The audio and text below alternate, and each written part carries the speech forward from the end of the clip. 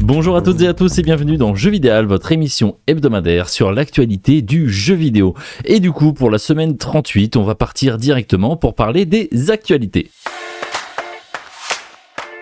Et cette semaine, on va avoir énormément de choses, notamment avec la sortie de Plucky Squire, le petit vaillant page, si vous voulez, le nom français du jeu, et qui a eu de très bons retours. Le jeu va effectivement pouvoir se vanter d'un magnifique 83 sur 100 sur OpenCritic avec 90% de recommandations de la part des testeurs.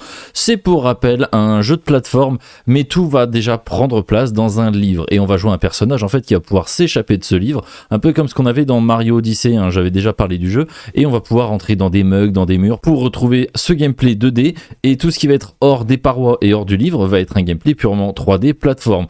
Donc voilà, le jeu est disponible gratuitement sur le PS Plus, donc n'hésitez pas à le lancer, c'est disponible partout sinon, donc n'hésitez pas à y aller, à essayer. Le jeu est très bon, le jeu est beau, le jeu est rafraîchissant, donc voilà, c'est une très bonne surprise de ce début de rentrée 2024. Ensuite, on a eu la grosse news avec le procès que Nintendo et Pokémon Company vont lancer, ou ont lancé plutôt, sur les développeurs de Palworld. Et ils se sont défendus en disant oui mais non, on a pas pompé, on s'est juste inspiré, on adore ce qu'ils font. Ouais, alors Nintendo les attaque pas pour rien, mais pour violation de certains brevets. Ils ont utilisé certaines choses, certaines ressources qui étaient protégées par des brevets.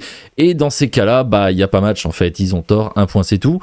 Pourquoi autant de temps ? Je pense que Palworld a fonctionné vraiment trop vite, donc en fait ils ont gagné beaucoup d'argent et Nintendo ne s'attaquait pas pour une fois à un clampin dans un garage qui faisait un jeu gratuit, hashtag le petit Metroid Returns qu'ils faisaient de leur côté. Mais ici, voilà, ils s'attaquaient à une entreprise qui avait gagné des millions très vite et donc ils allaient avoir de quoi s'offrir des avocats, donc fallait monter un bon gros dossier et à voir ce que ça va donner. Nintendo va sûrement gagner. Et ceux qui viennent parler de Dragon Quest Monsters, en fait il n'y avait pas de brevet. Alors oui, on retrouve plein de Pokémon qui sont inspirés de ce jeu là à la base, qui était un jeu de capture de monstres qui est ressorti, disponible sur PC il y a pas longtemps, édité par Square Enix. N'hésitez pas à passer à voir ce que c'est, on retrouve un petit peu la vibe des autres jeux.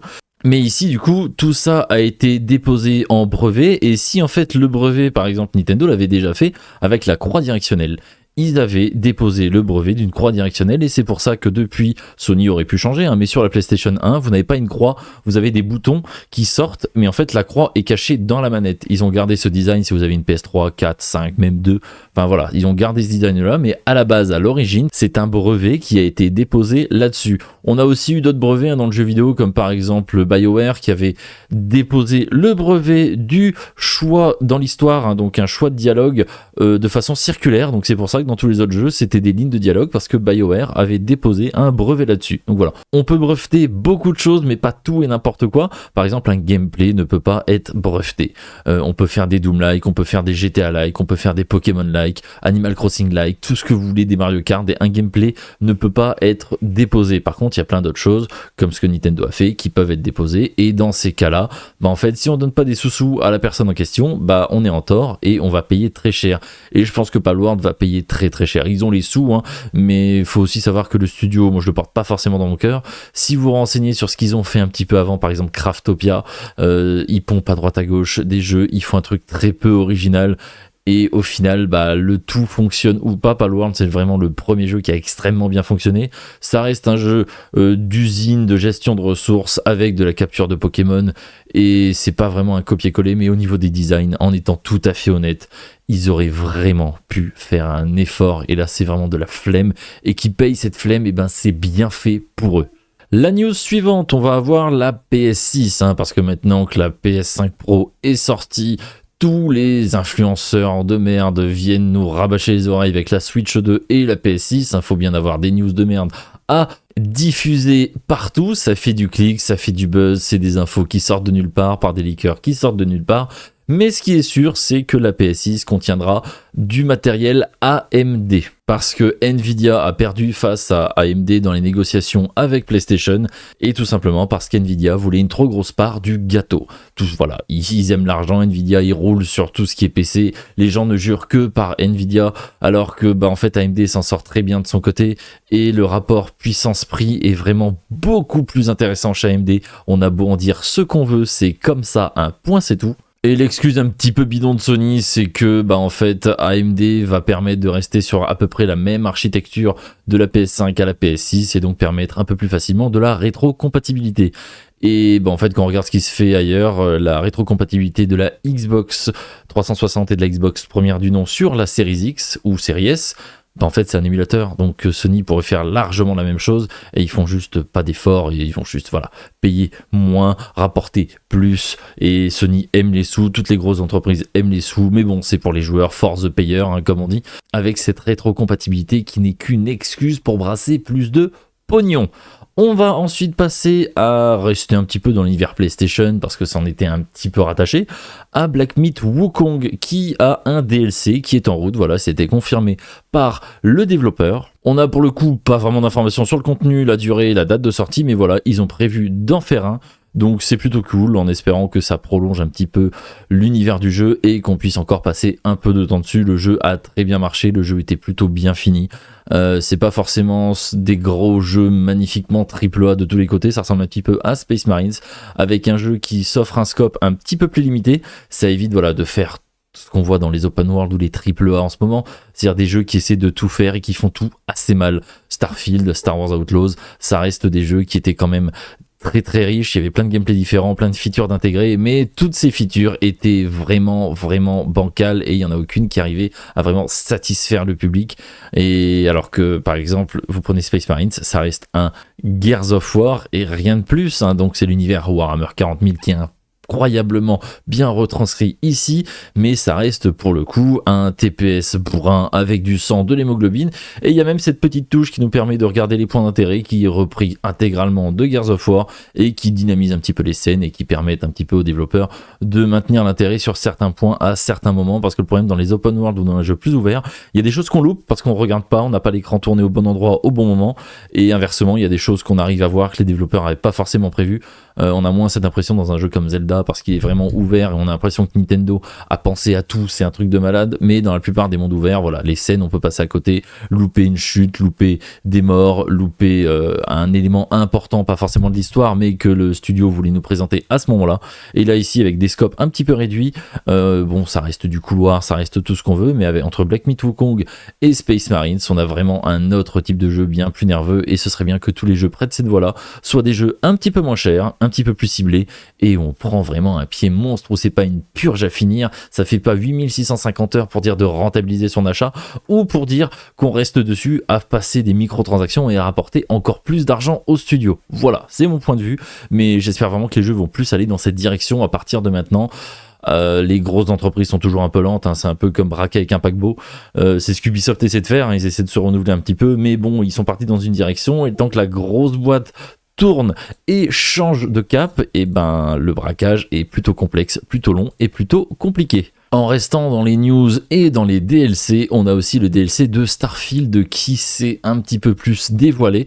Donc ce sera disponible le 30 septembre et porté un petit peu plus sur tout ce qui va être horrifique. On va pas forcément être dans un Dead Space, mais en tout cas ce qui a été confirmé, c'est que là le DLC sera bien plus fait main, contrairement à tout le jeu qui était vraiment procédural. Donc on risque d'avoir un petit peu plus de génie, un petit peu plus de maîtrise et d'avoir un joueur un peu plus cadré, et des scènes et des ambiances et des architectures qui aura un petit peu plus d'âme, et c'est pas plus mal parce que les jeux procéduraux ça permet de faire énormément de contenu, mais au détriment justement de la petite magie qu'on peut retrouver à droite à gauche. Alors vous pouvez parler par exemple d'Elden Ring qui est incroyable, qui est fait main, ça se voit.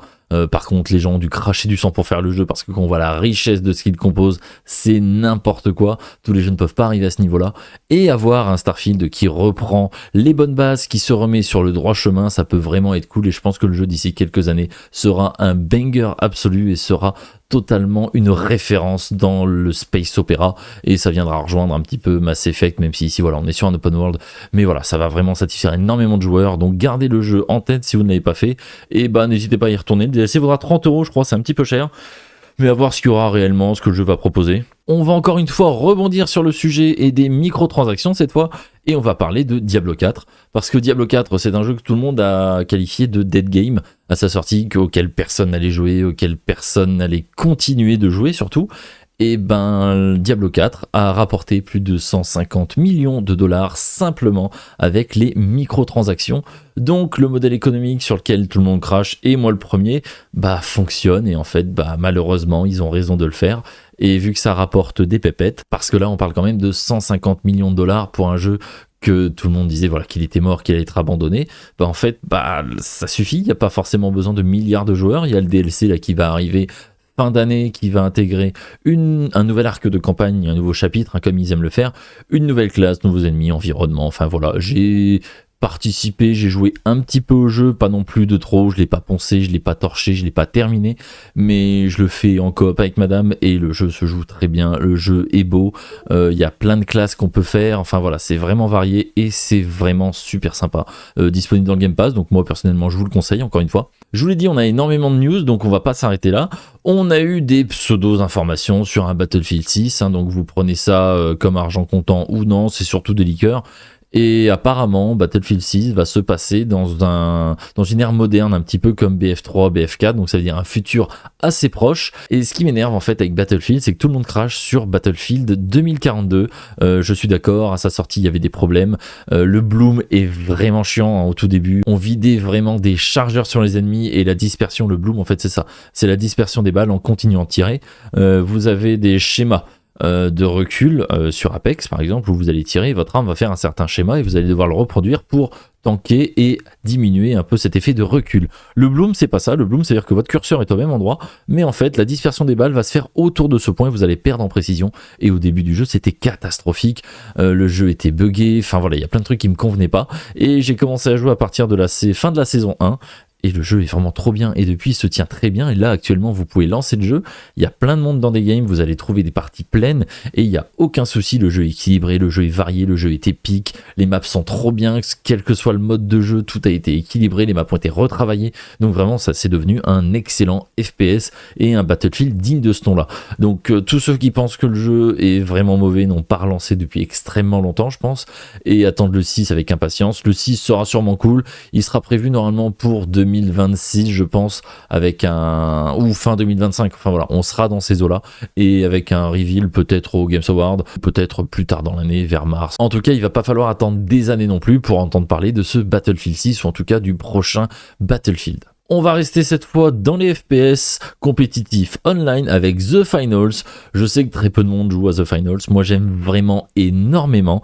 Et on a une nouvelle saison qui est prévue cette semaine, le 26/09, avec une nouvelle map, un rééquilibrage, et on va aussi avoir plein d'items, plein de cosmétiques, et surtout un système de sponsors qui seront en fait des espèces de petits Battle Pass qui vont permettre de débloquer des récompenses avec le sponsor que vous avez choisi.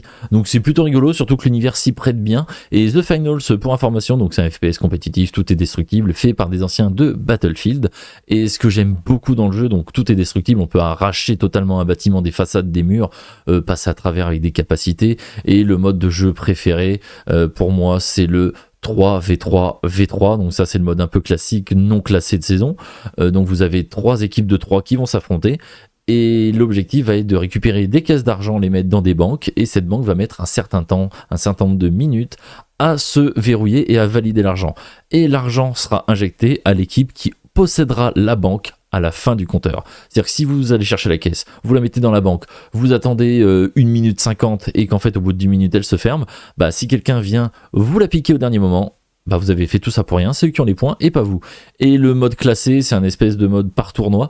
Donc dans une partie, il y aura 4 équipes de 3 qui vont s'affronter, les 2 meilleures équipes seront sélectionnées pour affronter les 2 meilleures équipes d'une autre partie, et ensuite les 2 meilleures équipes de celle-ci s'affrontent en 1v1 à la fin du tournoi pour gagner des points, des récompenses, des distinctions, enfin voilà. Et il y a un autre gros mode classé que j'ai pas encore fait pour le coup, avec des blocs de données à valider en 2 équipes de 5, enfin voilà. C'est un shooter compétitif, intégralement destructible, avec des personnages légers, grands, petits, moyens, différentes armes, différentes classes, et c'est plutôt cool, plutôt dynamique. Je vous conseille d'y jouer avec au moins une autre personne, si vous êtes 3, c'est vraiment incroyable.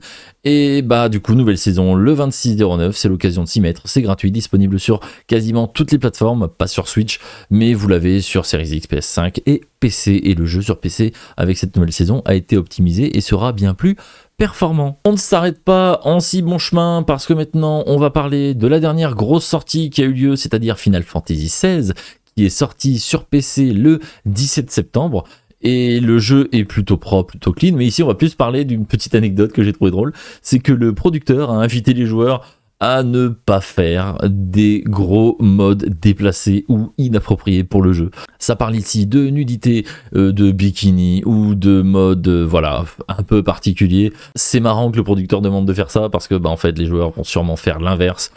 C'est dommage. FF16, moi personnellement je vous le recommande. On le fera en live très prochainement, mais le jeu voilà est très beau, il est épique et on peut parler un petit peu des FF en général.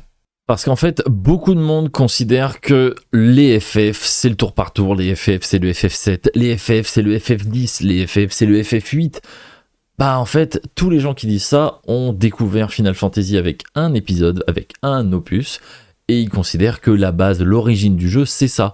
Sauf que quand vous regardez, Final Fantasy, c'est une série qui a évolué, qui s'est adaptée, et qui a suivi le temps, l'époque, les gameplays, au fur et à mesure des épisodes et des années. Moi, j'ai découvert avec Final Fantasy XIII, beaucoup de monde le considère comme incroyablement mauvais, et je le trouve très très bon. Certes, ce n'est pas un open world, certes, ce n'est pas un tour par tour, mais je trouve que le gameplay est dynamique, que l'histoire se suivait très bien, et que le côté couloir, justement, ça ne s'arrêtait pas, et un couloir de 40 heures intéressant quasiment du début à la fin, c'est vraiment quelque chose d'impressionnant, et que moi, j'ai pour le coup fortement apprécié. Je comprends que certains n'aiment ou n'aiment pas, hein, ça, chacun a son avis, mais Final Fantasy XV est allé sur une voie beaucoup plus action, avec de l'open world. Final Fantasy XVI va partir sur un côté bien plus épique, et si vous ne le savez pas, vous pouvez commencer les Final Fantasy à n'importe quel épisode. Ça se passe dans le même univers, mais ça ne suit pas la même histoire. Vous allez retrouver des références, des musiques, des réarrangements, des personnages, des monstres, mais la vibe de certaines maps, mais en fait ce sera pas du tout le même jeu, pas du tout les mêmes personnages, il n'y a pas un avant, il n'y a pas un après.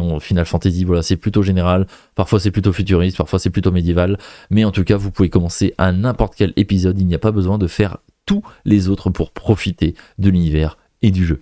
Pour rester un petit peu dans le fantastique, dans le RPG et dans le JRPG, on va parler de Dragon's Dogma qui a reçu une mage importante, donc Dragon's Dogma 2 bien évidemment, avec l'arrivée du mode facile parce que Dragon's Dogma, si vous le savez pas, c'est un jeu qui est quand même un RPG qui est assez rigide, qui est assez dur avec le joueur, et on va se prendre des grosses tatanes, hein, parce qu'au début on est faible et le jeu nous le fait bien sentir. Et ici, voilà, pour ceux que ça intéresse pas, qui veulent vraiment profiter de l'histoire, des mobs, explorer le monde notamment de Dragon's Dogma 2 qui est incroyable à parcourir et c'est vraiment bien, et ici vous allez pouvoir le faire avec un mode facile. Et ce mode facile ne va pas passer seulement par des barres de vie, ça va réduire certains prix à l'auberge, ça va réduire la limite de charge du personnage avec les équipements, ou encore ça va diminuer la réduction d'endurance qu'on a avec le personnage quand on fait des efforts, quand on court en combat. Donc voilà, c'est plein de petits ajustements qui pourront rendre le jeu le plus accessible, et moi je dis toujours, vaut mieux faire un jeu en facile que de ne pas le faire du tout. Ça permet toujours de se faire un avis, et si c'est notre cam, allez-y, faites-le, faites-vous plaisir. Il n'y a pas de bonne façon de jouer à Elden Ring, il n'y a pas de bonne façon de jouer à plein de choses, et ça c'est vraiment cool. Profitez, kiffez votre life. Il y a certains types de jeux que vous préférez lancer en difficile et certains autres types que vous préférez lancer en normal ou en facile. Jouez comme vous l'entendez et profitez de la vie. On a aussi eu des nouvelles de Krafton qui a racheté Hi-Fi Rush. Hi-Fi Rush, ils ont racheté Tango Games Works, le jeu qui ont fait les Evil Within et le dernier Hi-Fi Rush. Qui avait été fermé par Microsoft mais qui a été racheté au dernier moment par Krafton. C'est bizarre parce qu'ils ont dit qu'ils l'avaient racheté mais pas pour se faire de l'argent avec Hi-Fi Rush 2 parce que ça marchera pas des masses. Je comprends pas trop le pourquoi du comment. C'est ceux Krafton qui sont derrière PUBG et le catastrophique Callisto Protocol. Donc voilà, je sais pas trop ce qu'ils vont faire. Callisto, ça avait pas rapporté d'argent, ils comptaient faire plein de jeux, un jeu un petit peu la Diablo aussi dessus dans l'univers. Enfin voilà, c'est un studio, pas un studio, c'est un éditeur qui va, je ne sais pas où, mais il y va. Écoutez, tant qu'on peut avoir un Hi-Fi Rush 2 qui était un jeu vraiment trop bien, et je vous conseille grandement, qui est toujours sur le Game Pass, donc faites-vous plaisir. C'est même arrivé sur PlayStation 5, donc vraiment c'est cool. Ça dure une dizaine d'heures, mais c'est vraiment très bien. Un jeu de rythme un petit peu à la DMC, et c'est vraiment cool. Donc allez-y, testez-le. Rien à voir du tout, parce qu'on peut pas être toujours bon en transition. Splatoon 3 va avoir son dernier festival, donc pour information, un festival dans Splatoon, c'était juste au début du mois, on pouvait choisir par exemple Ketchup Mayo, et on faisait partie à la fin de l'équipe Ketchup ou de l'équipe Mayo, et on pouvait jouer pendant un week-end à la fin du mois à fond sur des modes de jeu spécifiques, sur des maps spécifiques pour le festival, tous les autres modes de jeu étaient verrouillés pendant ce week-end, et bah tout le monde bourré pour pouvoir faire gagner son équipe, et l'équipe qui gagnait avait droit à plein de récompenses. Donc c'était un festival mondial, et chaque partie, chaque kill, chaque point, tout ça était compté pour votre équipe générale, donc ketchup ou mayo, enfin ils en ont fait plein, là je prends l'exemple parce qu'il est bête, simple, et tout le monde peut comprendre. Et bah malheureusement, c'est-à-dire que Splatoon 3 voilà, va être beaucoup moins mis à jour. Personnellement, j'ai passé assez peu de temps dessus, j'ai vraiment démonté le 2, à plus savoir quoi en faire, j'étais assez bien classé en ranked, et le 3, bah, j'ai fait une erreur, j'ai dit au jeu de reprendre mes antériorités, mes antécédents sur Splatoon 2, donc je me suis retrouvé avec des gens beaucoup trop forts pour un jeu que j'avais délaissé pendant beaucoup trop de temps, et ça m'a un peu gâché l'expérience, mais le jeu restait très bien, l'équilibrage était différent, il y avait des arcs, il y avait des mechas, enfin voilà, il y avait d'autres armes, et ça reste un jeu qui est quand même très compétitif, très intéressant, surtout avec la visée. Moi je joue en visée mixte, et ça c'est vraiment le futur, un mix entre gyroscope et joystick, c'est-à-dire que pour tous les gros mouvements, vous utilisez votre joystick, hein, comme sur un jeu de tir classique, et dès que vous devez viser tous les petits mouvements ou les suites de personnages, vous faites ça directement au gyroscope, et je trouve que ça devrait être intégré sur toutes les manettes, notamment celle de PlayStation qui a déjà un gyroscope d'inclus dans sa manette, donc ce serait bien d'en profiter et d'utiliser cette techno qui est vraiment incroyable quand elle est utilisée comme ça. Enfin voilà, si vous jouez un petit peu sur PC, sur console, en compétitif à des jeux de tir, vous devez comprendre ce que je veux dire, et c'est vraiment cool, c'est un super compromis. On va aussi parler, pareil, ici rien à voir, on est mauvais en transition, Inzoi, qui est juste le Sims-like coréen dont on avait beaucoup entendu parler sur TikTok, les réseaux, les influenceurs. Maintenant plus du tout, c'est dommage.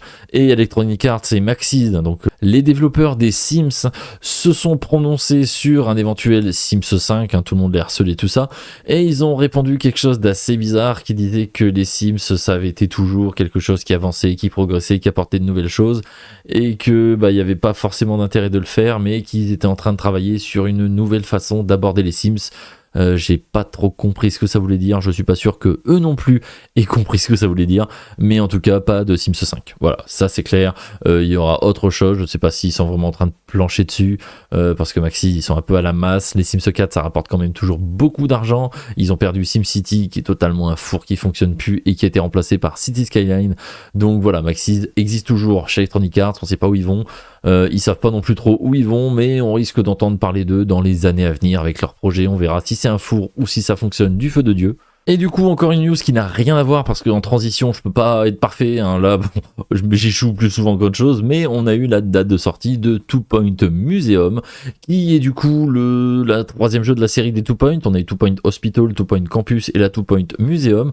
Donc, c'est tout simplement une série de jeux de gestion avec un côté un petit peu cartoon, un petit peu fun. Donc, dans le premier Hospital, on devait gérer des hôpitaux. Donc, il y avait par exemple l'hôpital en montagne avec les skis, les gros accidents à ski, les gros accidents sur les pistes. Donc ça nous amenait des bus entiers de gens à des moments, quand on était plus proche de la mer, les hélicos, enfin voilà, il y avait plein de choses qui étaient mises en place. Le jeu est vraiment fun, le jeu est vraiment complet. Il faut penser à tout, à l'accueil, aux médecins généralistes, à l'infirmière, aux médecins spécialistes, aux examens avancés, pouvoir prendre un flux de patients. Et ils ont continué avec Two Point Campus qui permettait du coup d'ouvrir un campus, donc il y en avait différents, médiéval, il y avait Harry Potter, enfin voilà, il y avait plein de campus différents. L'objectif ici du joueur, c'était de faire progresser les élèves, de leur donner des bons cours et de faire en sorte que tout le monde ait son année. Donc en repérant un petit peu les gens qui avaient des difficultés pour les aider, pour faire en sorte que eux aussi décrochent leur diplôme. Et là on va arriver avec Two Point Museum, donc j'ai cru comprendre qu'il allait y avoir des explorations pour récupérer des éléments à mettre dans notre musée, des boutiques souvenirs pour la moula, hein, parce qu'au bout d'un moment c'est pas gratuit, ça reste capitaliste, et le jeu a l'air vraiment bien, ça va sortir sur toutes les plateformes, et c'est prévu comme je l'ai dit pour le 4 mars 2025. Et cette semaine on va aussi avoir d'autres annonces avec le 26/09, une conférence de Microsoft qui aura lieu pour le Tokyo Game Show de cette année, et ce sera du coup le 26/09 à peu près à 12h heure de Paris. Donc voilà, à suivre, apparemment ça va nous réserver de belles surprises. À voir ce qu'ils vont dire, parce que pour l'instant Microsoft, on sait qu'il y a le Indiana Jones qui va sortir, qu'il y a le Avowed qui a été décalé à début 2025, donc à voir ce qu'ils vont nous dire pour la suite, parce que cette année avec le 3, ils ont annoncé énormément de jeux qui vont revenir pour l'année 2025, qui va être une année hyper chargée. Je pense qu'on va pleurer, il va y avoir un nombre de jeux innommables, ça va vraiment être compliqué, mais à part ça, voilà, je vois pas trop ce qu'ils vont annoncer, pas forcément une nouvelle console, enfin voilà, on verra bien comme d'habitude, wait and see, et on se fera un avis le moment venu. Et on verra ça du coup le 26 septembre à midi pour voir vraiment ce que Microsoft nous réserve. Je m'attends pas forcément à grand chose, donc je risque de pas trop être déçu, mais voilà, ne vous enflammez pas trop, n'écoutez pas trop tout ce qu'on peut voir à droite, à gauche, parce que la surhype, ça va vous gâcher un éventuel plaisir d'annonce. Si vous en attendez trop, vous avez un plus grand risque d'être déçu et ce serait quand même dommage. Et enfin, après ces milliards de news, c'était horrible. Il s'est passé trop de choses cette semaine, c'est n'importe quoi. God of War Ragnarok, le deuxième épisode du coup du reboot de God of War, est arrivé sur PC. Et le jeu est bien opti, tout va bien, c'est magnifique, mais le jeu subit un review bombing incroyable, justifié, parce qu'en fait Sony avait essayé de faire quelque chose avec le petit Helldivers 2, et c'est tout simple, ils avaient essayé de forcer les joueurs après achat à se faire un compte PlayStation pour pouvoir jouer au jeu. Énorme tollé. Il faut savoir qu'il y a énormément de pays dans lesquels PlayStation n'est pas autorisé, n'est pas déployé. Et bah en fait, si le Helldivers 2 sur PC vous voulez y jouer et qu'on vous demande un compte PlayStation, vous pouvez tout simplement pas vous en créer. Voilà. Mais ça représente une infime partie des joueurs visés. Hein. J'ai rien contre vous si vous êtes dans cette situation. Mais en fait, Sony, ça va leur apporter beaucoup plus d'argent. Et ils ont absolument abandonné l'idée avec Helldivers 2 après le tollé. Et là, par contre, avec God of War Ragnarok, dès la sortie, compte PlayStation obligatoire. Là, vous dites, bah mais c'est quoi l'intérêt? Pourquoi ils nous font chier à faire ça? Donc déjà, il faut savoir que c'est les seuls à obliger de nous faire un compte comme ceci pour pouvoir profiter du jeu, en tout cas au niveau des jeux vidéo sur PC. Et bah, tout ce qu'ils vont voir, eux, c'est que si jamais le jeu se vend beaucoup, ce qui est le cas, hein, le jeu est bien opti, le jeu de base est cool, et en plus la version PC est vraiment cool. Mais le gros problème, c'est que bah vous, ça va pas vous apporter grand chose à part des emmerdes, et vous allez donner beaucoup d'informations à Sony et PlayStation qui se sont quand même déjà fait pas mal pirater par le passé, que ce soit des données de carte bleue, des données personnelles. Donc je comprends qu'on n'ait pas envie de le faire, et puis même par ego, juste se dire bah en fait flemme, je fais ce que je veux avec mon compte, je fais ce que je veux avec mon jeu, je fais ce que je veux avec mes infos. Mais ici, l'objectif de PlayStation, c'est juste de dire à leurs actionnaires, et vous avez vu un petit peu combien on est? On a eu des millions d'arrivées en plus sur PlayStation avec des comptes PlayStation, et c'est vraiment cool. Bah ouais, oui, vous avez obligé des joueurs PC à se faire un compte, donc eux dans leur stats c'est bam, plus 250% ce mois-ci. Non, c'est de l'enfume, ça rassure les actionnaires, ça fait monter l'action, ça fait de l'argent, c'est de la merde. C'est PlayStation sont en train de faire un petit peu n'importe quoi avec tout ce qu'on peut voir à droite à gauche. Et on va vite fait parler de la PS5 Pro édition 30e anniversaire. Tout le monde sort les pics, sort les torches, sort tout ce qu'il faut dès que Sony annonce une console à 800 €. Bon, par contre, à côté, on vous présente la même console avec un vieux skin dégueulasse gris. Et autant le skin est sympa sur les manettes, mais sur la console, c'est vraiment moche. On n'a pas encore de prix, mais ce sera minimum 800 € du coup. Elle sera limitée à 12 300 exemplaires, je crois, monde. Donc ça va se vendre comme des petits pains. C'est des bots qui vont acheter ça et le revendre au triple de prix, au quadruple de prix, 10 fois le prix, sur des sites qu'on connaît beaucoup trop bien. Et bah, en fait, tout le monde a crié au génie. C'est incroyable, c'est magnifique. Mais réveillez-vous les gars, la console est toujours aussi nulle. Je veux dire, si on est obligé de faire un zoom x10 sur un jeu pour voir s'il est bien, c'est qu'il y a un problème.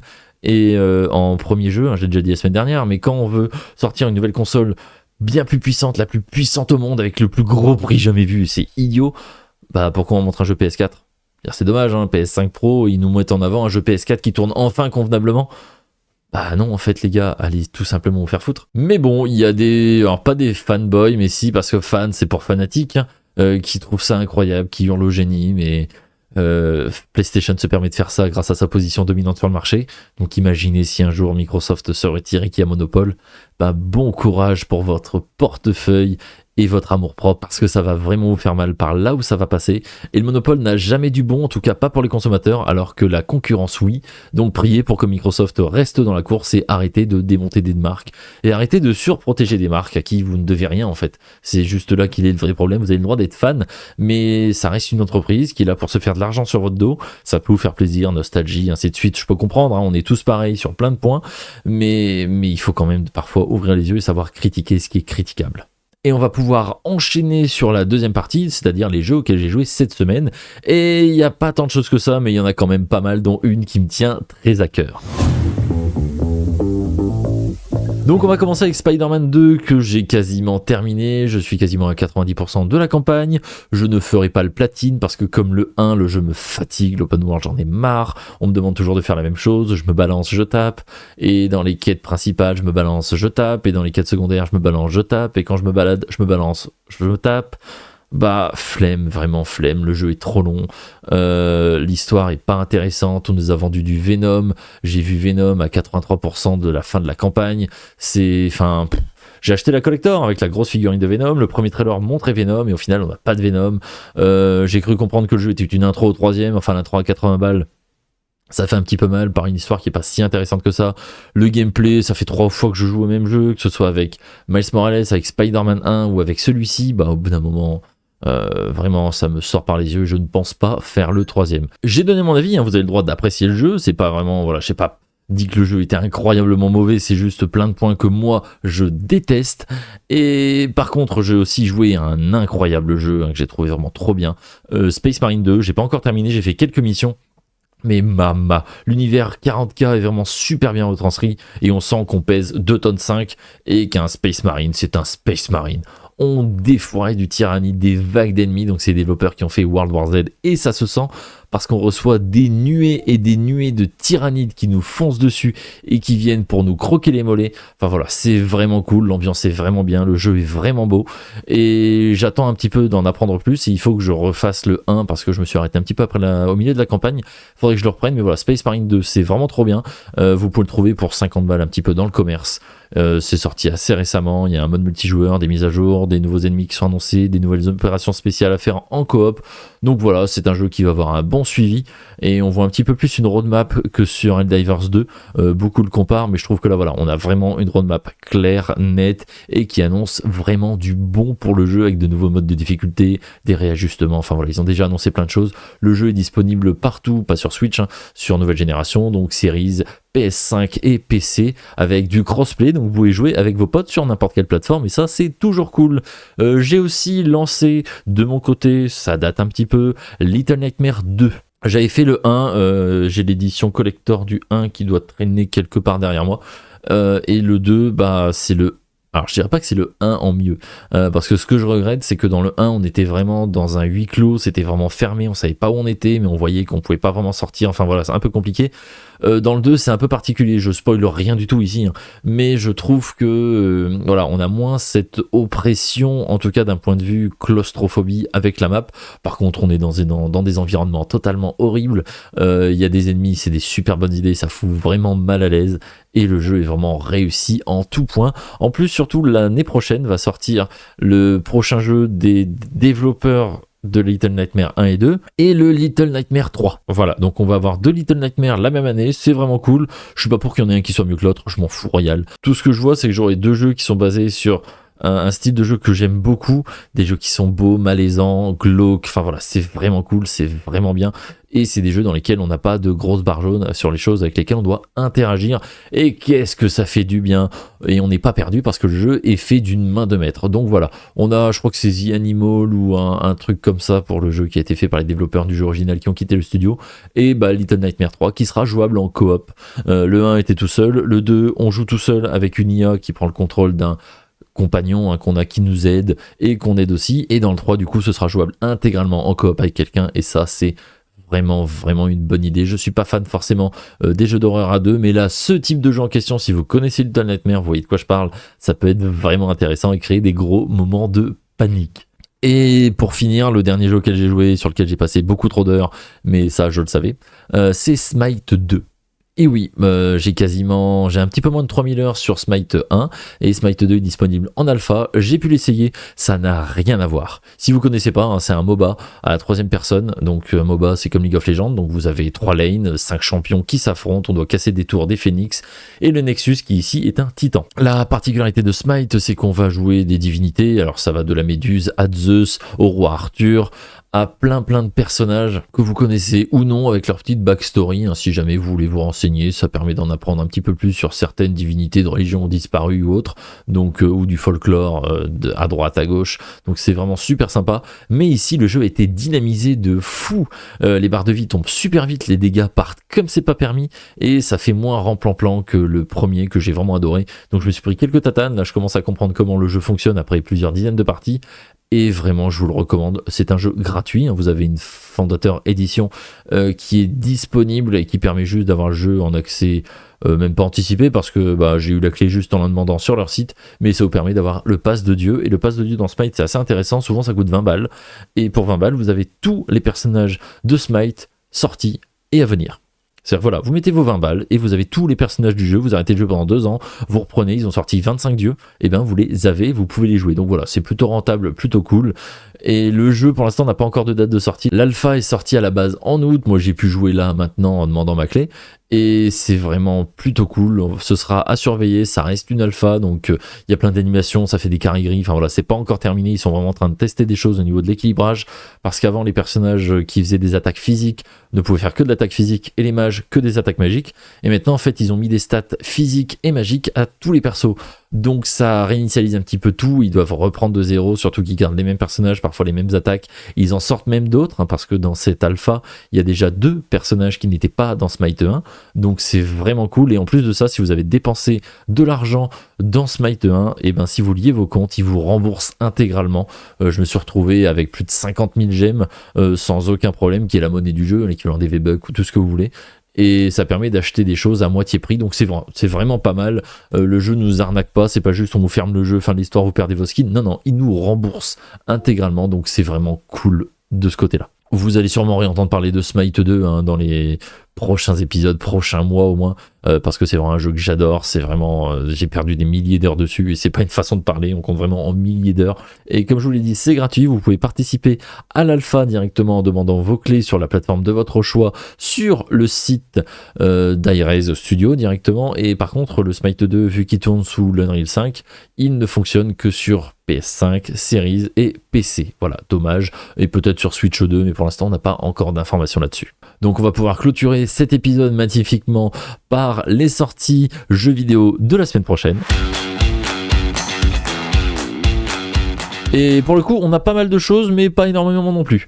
On va avoir le 24/09 Disney Epic Mickey Rebrush qui sera disponible partout, qui est grosso modo le jeu Mickey qui était sorti il y a déjà quelques années, et ils en font un remaster. Voilà, donc si vous aimez, c'est disponible partout. Le jeu était plutôt bien reçu à la base, il était plutôt bon, donc c'est assez cool qu'ils aient refait un remaster de ce jeu-là. Le 24/09, on a Lollipop Chainsaw Repop, donc le jeu avec la cheerleader qui a été repoussé et qui sort finalement le 24/09. La cheerleader, tronçonneuse, zombie, Japon. Voilà, grosso modo, si je vous résume un petit peu le jeu, on est là-dessus. Le 26/09, 2 jours après, on a The Legend of Zelda Echoes of Wisdom, qui est grosso modo The Legend of the Link, parce que pour une fois on joue Zelda. C'est développé par un studio qui n'est pas à Nintendo, le studio qui a travaillé sur le remake de Link's Awakening, et ils ont repris exactement la même patte graphique, et cette fois ils ont fait un jeu où on incarne Zelda, donc il y aura plein de gameplay différents. Ça me fait penser un petit peu à du Breath of the Wild ou à plus du Tears of the Kingdom, mais qui cette fois sera adapté avec le moteur et le style de jeu qui a fait le remake de Link's Awakening. Vous pouvez le trouver à Micromania avec un t-shirt offert ou à 45€ dans votre supermarché le plus proche, et on sera en stream dessus très rapidement et je vous ferai un retour dessus parce que je l'attends vraiment beaucoup. Je ne suis pas forcément un gros fan des Zelda, mais voilà, le jeu risque d'être vraiment sympa. Le lendemain, le 27/09, on a Reinatis qui est un JRPG où il y a pas mal de monde qui a bossé sur des FF qui est dessus, autant que ce soit pour la musique, la DA, les effets visuels. Le jeu me donne vraiment envie et à voir ce que ça donne, donc ça m'a fait penser un petit peu à Astral Chain qu'on avait eu sur Switch, donc avec ces espèces de jeux cel shading japonisant avec des couleurs très vives, très prononcées dans une ville un peu futuriste, et voilà, c'est très cool. J'essaierai de vous faire un retour si j'arrive à mettre la main sur le jeu, ce serait vraiment sympa. Et finalement, le même jour sort quelque chose qui m'intéresse beaucoup moins mais qui en intéresse énormément, c'est eSport FC 25, donc l'équivalent du FIFA 25, qui sera disponible au plein tarif pour pouvoir racheter tous vos joueurs et juste avoir une mise à jour à peine graphique d'un jeu qui est à peine potable, dont tout le monde se plaint, que ce soit les gens qui aiment ou qui aiment pas. Dépensez vos 80€ annuels si ça vous fait plaisir, je ne vous en empêche pas. Et c'est ce qui va mettre fin, c'est ce qui va clôturer et terminer l'émission du jour. Donc encore une fois, merci beaucoup. Si vous êtes encore là, si vous avez apprécié, n'hésitez pas à me le dire en commentaire, à liker tout ce que vous pouvez, à me rejoindre sur les réseaux ou sur le Discord et plus si affinité. Et nous on se retrouve du coup une prochaine fois pour parler actu, news et surtout jeux vidéo. Je vous fais des bisous et je vous dis à la prochaine.